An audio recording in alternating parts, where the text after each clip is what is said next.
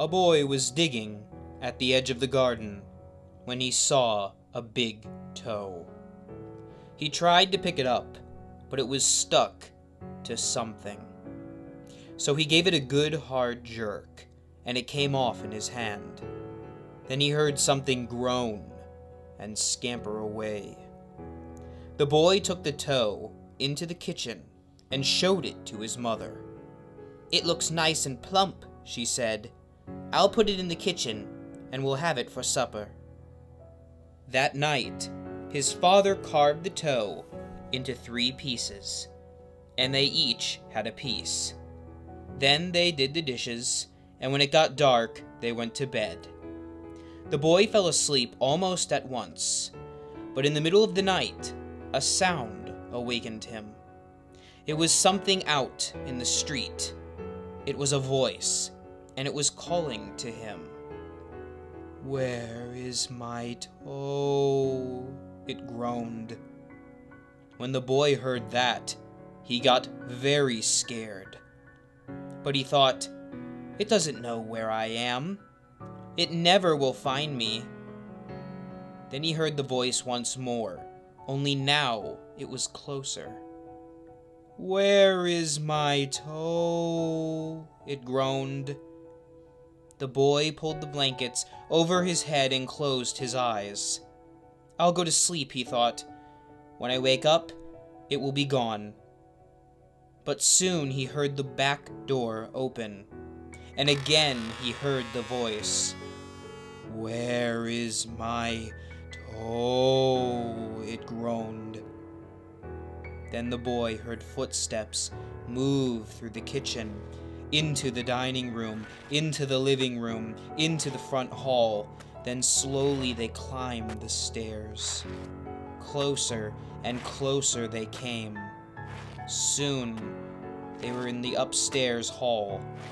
Now they were outside his door. "Where is my toe?" the voice groaned. His door opened. Shaking with fear, he listened as the footsteps slowly moved through the dark toward his bed. Then they stopped. "Where is my toe?" the voice groaned. "You've got it!" There was a haunted house where every night a bloody head fell down the chimney. At least, that's what people said. So no one would stay there overnight.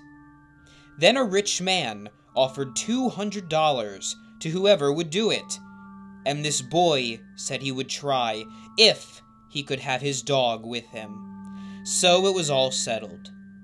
The very next night, the boy went to the house with his dog. To make it more cheerful, he started a fire in the fireplace. Then he sat in front of the fire and waited, and his dog waited with him. For a while, nothing happened, but a little after midnight, he heard someone singing softly and sadly off in the woods. The singing sounded something like this. "Meet Doty Walker." "It's just somebody singing," the boy told himself, but he was frightened. Then his dog answered the song. Softly and sadly, it sang. "Lynchy, Kinchy, Collie, Molly, Dingo, Dingo." The boy could not believe his ears. His dog had never uttered a word before. Then a few minutes later, he heard the singing again. Now it was closer and louder, but the words were the same. "Meet Doty Walker." This time, the boy tried to stop his dog from answering. He was afraid that whoever was singing would hear it and come after them. But his dog paid no attention, and again it sang, "Lynchy, Kinchy, Collie, Molly, Dingo, Dingo." A half hour later, the boy heard the singing again. Now it was in the backyard, and the song was the same. Me Tai Do Walker. Again the boy tried to keep his dog quiet, but the dog sang louder than ever. Lynchy, Kinchy, Collie, Molly, Dingo, Dingo. Soon the boy heard the singing again. Now it was coming down the chimney. Me Tai Do Walker. The dog sang right back. Lynchy, Kinchy, Collie, Molly, Dingo, Dingo. Suddenly, a bloody head fell out of the chimney. It missed the fire and landed right next to the dog. The dog took one look and fell over, dead from fright. The head turned and stared at the boy. Slowly, it opened its mouth and...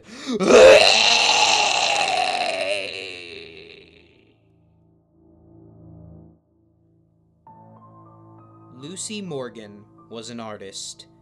She had spent a week painting in a small country town and decided that the next day she would move on. She would go to a village called Kingston. But that night, Lucy Morgan had a strange dream. She dreamed that she was walking up a dark, carved staircase and entered a bedroom. It was an ordinary room, except for two things. The carpet was made up of large squares that looked like trapdoors, and each of the windows was fastened shut with big nails that stuck up out of the wood. In her dream, Lucy Morgan went to sleep in that bedroom. During the night, a woman with a pale face and black eyes and long black hair came into the room. She leaned over the bed and whispered, "This is an evil place. Flee while you can." When the woman touched her arm to hurry her along, Lucy Morgan awakened from her dream with a shriek. She lay awake the rest of the night, trembling. In the morning, she told her landlady that she had decided not to go to Kingston after all. "I can't tell you why," she said, "but I just can't bring myself to go there." "Then why don't you go to Dysart?" the landlady said. "It's a pretty town, and it isn't too far." So Lucy Morgan went to Dysart. Someone told her she could find a room in a house at the top of the hill. It was a pleasant-looking house, and the landlady there, a plump, motherly woman, was as nice as could be. "Let's look at the room," she said. "I think you will like it."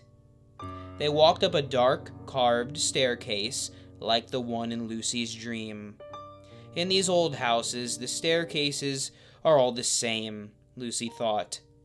But when the landlady opened the door to the bedroom, it was the room in her dream, with the same carpet that looked like trapdoors and the same windows fastened with big nails. "This is just a coincidence," Lucy told herself. "How do you like it?" the landlady asked. "I'm not sure," she said. "Well, take your time," the landlady said. "I'll bring up some tea while you think about it."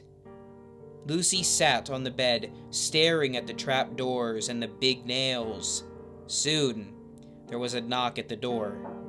"It's the landlady with tea," she thought. But it wasn't the landlady. It was the woman with the pale face and the black eyes and the long black hair. Lucy Morgan grabbed her things and fled.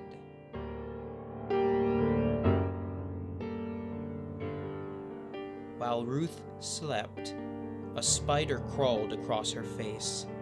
It stopped for several minutes on her left cheek, then went on its way. "What is that red spot on my cheek?" she asked her mother the next morning. "It looks like a spider bite," her mother said. "It will go away, just don't scratch it." Soon the red spot grew into a small red boil. "Look at it now," Ruth said. "It's getting bigger. It's sore." "That sometimes happens," her mother said. "It's coming to a head." In a few days, the boil was even larger. "Look at it now," Ruth said. "It hurts, and it's ugly." "We'll have the doctor look at it," her mother said. "Maybe it's infected." But the doctor could not see Ruth until the next day. That night, Ruth took a hot bath. As she soaked herself, the boil burst. Out poured a swarm of tiny spiders from the eggs their mother had laid in her cheek. When it got hot in the valley, Thomas and Alfred drove their cows up to a cool green pasture in the mountains to graze. Usually they stayed there with the cows for 2 months, then they brought them down to the valley again. The work was easy enough, but oh, it was boring. All day the two men tended their cows. At night, they went back to the tiny hut where they lived. They ate supper, they worked in the garden, and went to sleep. It was always the same. Then, Thomas had an idea that changed everything. "Let's make a doll the size of a man," he said. "It would be fun to make, and we could put it in the garden to scare away the birds." "It should look like Harold," Alfred said. Harold was a farmer they both hated. They made the doll out of old sacks stuffed with straw. They gave it a pointy nose like Harold's and tiny eyes like his. They added dark hair and a twisted frown. Of course, they also gave it Harold's name. Each morning, on their way to the pasture, they tied Harold to a pole in the garden to scare away the birds. Each night, they brought him inside so he wouldn't get ruined if it rained. When they were feeling playful, they would talk to him. One of them might say, "How are the vegetables growing today, Harold?" Then the other, making believe he was Harold, would answer in a crazy voice, "Very slowly." They both would laugh, but not Harold. Whenever something went wrong, they took it out on Harold. They would curse at him, even kick him or punch him. Sometimes, one of them would take the food they were eating, which they were both sick of, and smear it on the doll's face. "How do you like that stew, Harold?" he would ask. "Well, you'd better eat it, or else." Then the two men would howl with laughter.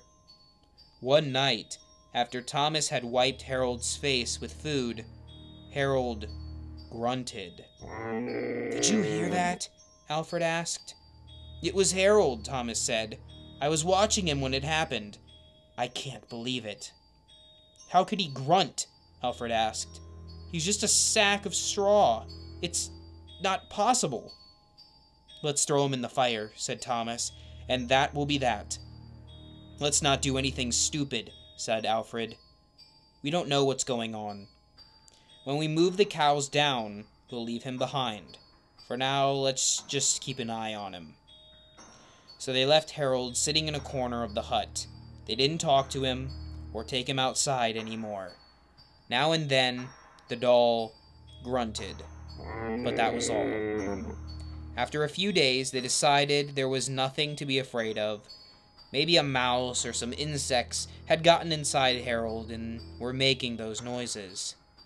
So Thomas and Alfred went back to their old ways.